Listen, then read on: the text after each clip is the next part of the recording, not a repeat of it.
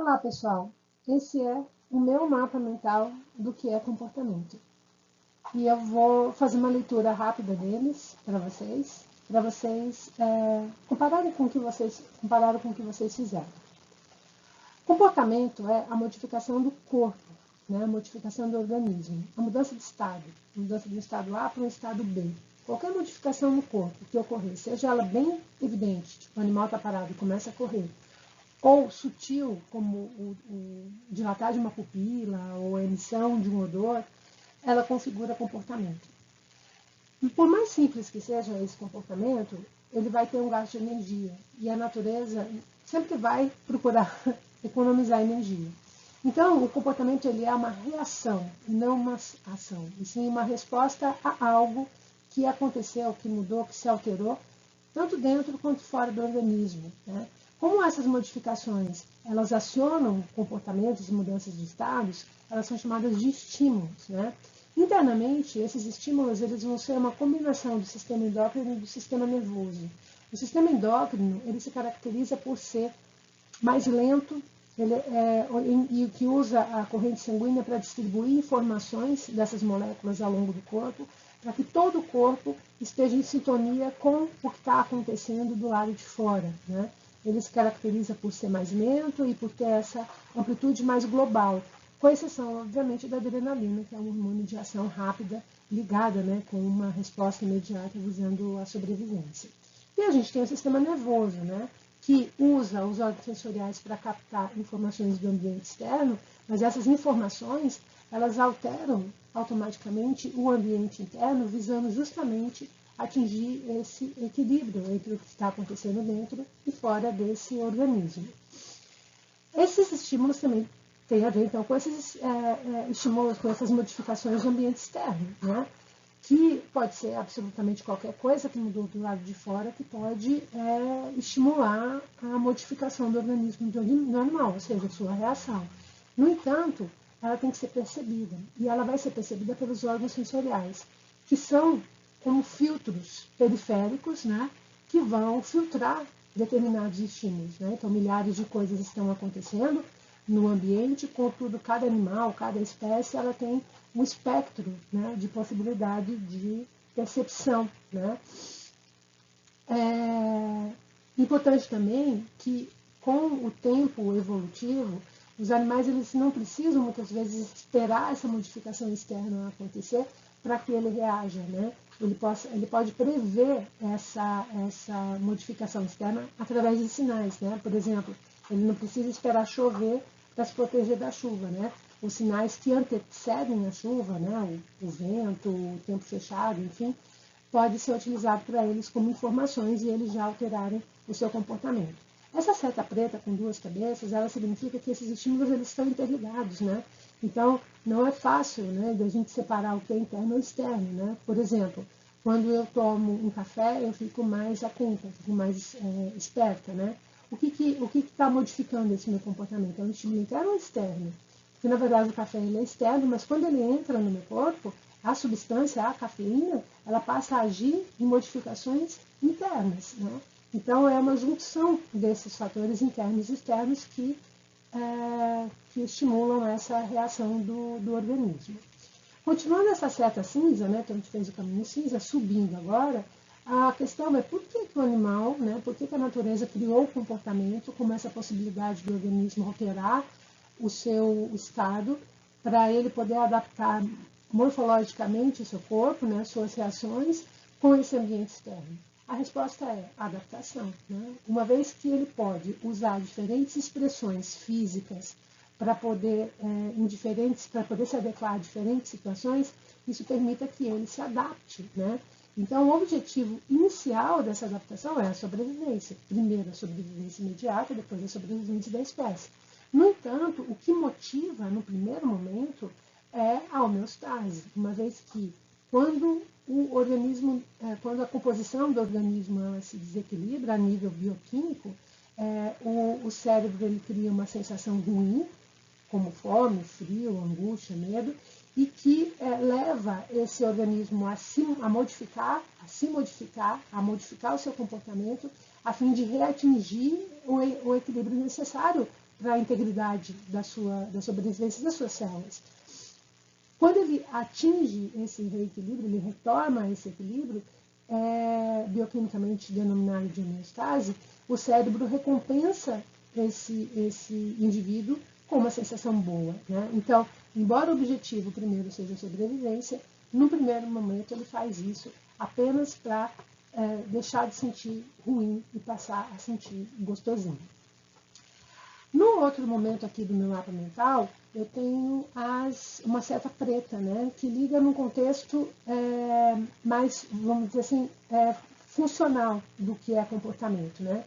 Todo comportamento, do mais simples ao mais complexo, ele vai ser formado de 3 elementos, biológicos, etológicos e psicológicos, que também tem uma setinha preta de 2 cabeças, mostrando que eles são interligados.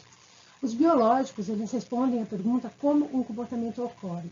E para isso a gente usa de referenciais físicos, orgânicos, que dê para medir e que são produzidos a partir de uma receita que está no nosso genoma, né? Então, ela é uma expressão fenotípica, né, desse genoma.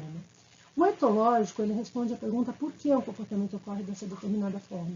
Para isso, eu preciso, então, voltar na história evolutiva dessa espécie e entender o que foi que aconteceu para que a natureza fixasse esse comportamento. Então, isso é história. História não dá para pegar, não dá para medir. São hipóteses que a gente elabora a partir de evidências, mas são hipóteses.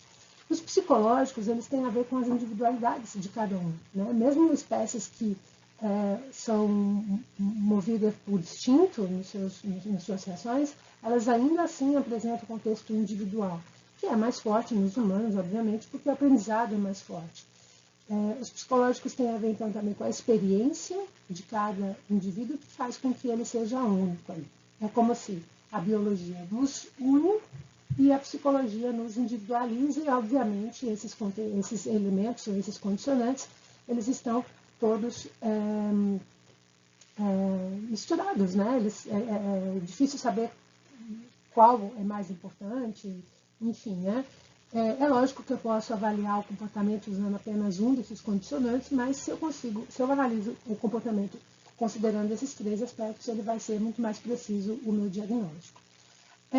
Inicialmente, o comportamento ele foi estudado por 2 grupos, né? Os psicólogos experimentais, formados por pesquisadores, principalmente norte-americanos e canadenses, que estudavam o comportamento do animal visando entender o comportamento humano, principalmente que é o aprendizado, onde ele predomina. Então, eles precisavam de um ambiente controlado e utilizavam, então, principalmente os ratos em laboratórios para fazer essas experimentações nesse ambiente controlado. Do outro lado, a gente tinha os biólogos etólogos, que eram pesquisadores europeus, em que eles queriam entender como que o comportamento passava de geração em geração. Então, no contexto evolutivo, obviamente, o instinto era muito mais importante para o aprendizado, e eles estudavam os animais, obviamente, na natureza, diante dos seus estímulos naturais.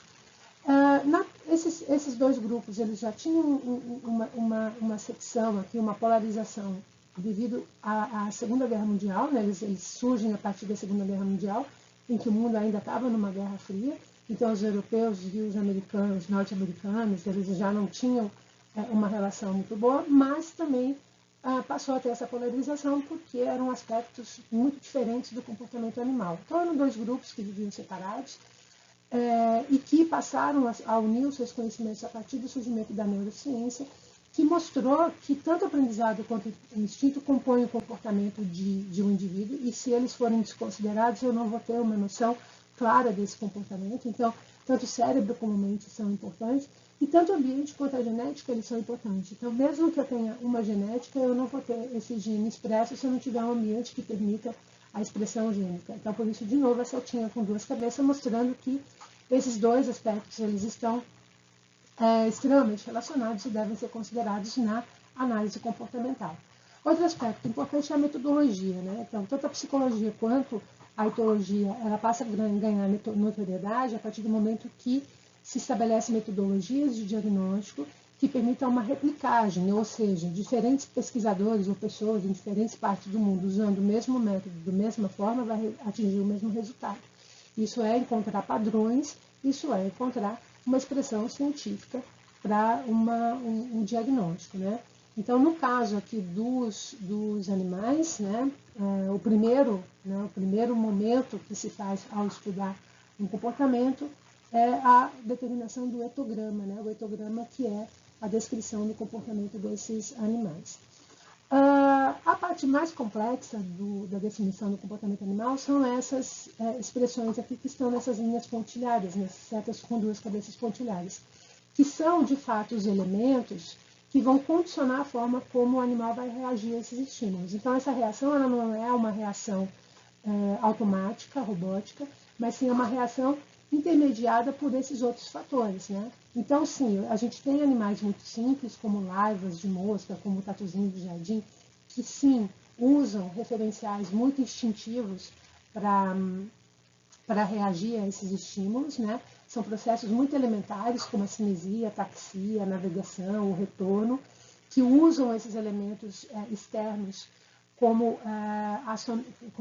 alavancas que acionam comportamentos muito específicos porque estão diretamente relacionados com a sobrevivência.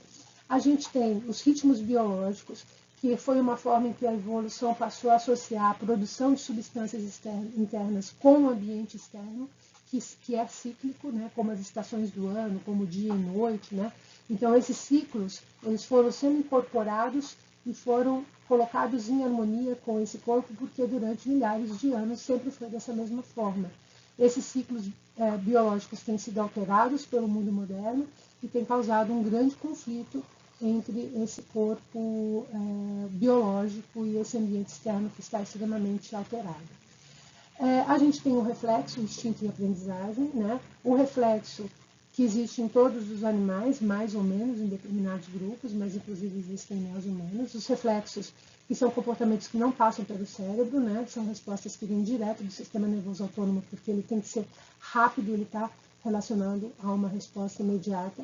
O instinto, que é um comportamento programado, porém ele é mais complexo, é um comportamento que precisa de vários movimentos. Não é tipo, coloquei a mão na chapa quente, tirei a mão da chapa quente, não. São movimentos bastante complexos que precisam de uma organização, por isso eu preciso do cérebro. E a aprendizagem, que é uma forma de você incorporar novas respostas a novos estímulos, né? Existem vários tipos de aprendizagem, nós humanos temos todas elas, mas nós, dentre todos os animais, somos a que tem mais esse comportamento de aprendizagem por insight, ou também chamado por compreensão. Mas a gente também tem os outros. E os animais, dependendo dos grupos, vão ter mais ou menos de cada um desse tipo de aprendizagem, que é a habituação, o condicionamento, respondente e operante, né? São dois, o imprinting e a aprendizagem latente. Importante também fechar aqui é que, enquanto os órgãos sensoriais são nossos filtros periféricos, mesmo esse estímulo tendo sido captado pelos nossos olhos, ouvidos, quem vai decidir se esse estímulo é importante ou não vai ser o cérebro. Então, no cérebro, a gente vai ter o que a gente chama de filtros centrais, que vão fazer uma segunda filtragem desses estímulos e, dependendo da motivação desse organismo, dependendo da responsividade, dependendo do estado emocional desse organismo, ele vai perceber ou não aquele estímulo. Então, por exemplo, um pássaro, no período reprodutivo, os hormônios dele fazem com que ele fique muito mais responsivo a uma fêmea, né? Então a fêmea vai passar, ele vai chamar ela para o ninho, né? Fora do período reprodutivo, como ele não tem esse hormônio no corpo dele, a fêmea pode passar por ele e isso não vai causar nenhuma resposta, né? Isso tem a ver, então, com elementos que vão fazer essa filtragem. Então, essa é a minha definição de comportamento.